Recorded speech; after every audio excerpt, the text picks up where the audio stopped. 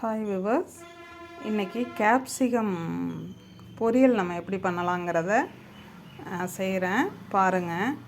Capsicum bajji போட்டு சாப்பிட்ருப்பீங்க, குருமாலெல்லாம் கலப்பீங்க, எல்லாம் பண்ணியிருப்பீங்க. நான் பொரியல் எப்படி யார் யார் செஞ்சுருக்கீங்க என்னன்னு தெரியல, எனக்கு கமெண்ட்டில் சொல்லுங்கள் எப்படி செஞ்சுருக்கீங்க என்னென்னு. நான் இன்றைக்கி பொரியல் பண்ணுறேன், எப்படிங்கிறத சொல்கிறேன் பாருங்கள். ஓகே, கேப்சிகமை இப்படி நைஸாக கட் பண்ணிக்கணும். இன்னும் நைஸாக கூட கட் பண்ணிக்கலாம்.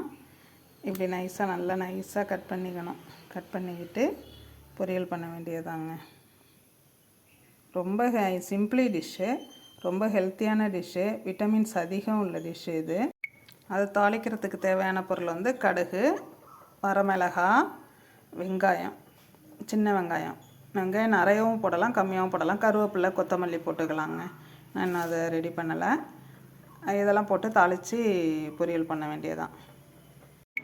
இங்கே பாருங்கள், இப்போ வெங்காயம், கடுகு, வரமிளகாய் எல்லாம் போட்டு தாளித்து கேப்சிகமை போட்டு வதக்கி தேங்காய் துருவல் போட்டு இறக்கியாச்சு. கேப்சிகம் பொரியல் ரெடி.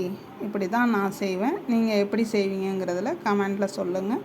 சப்ஸ்கிரைப் பண்ணுங்கள், ஷேர் பண்ணுங்கள். ஓகே, பாய்.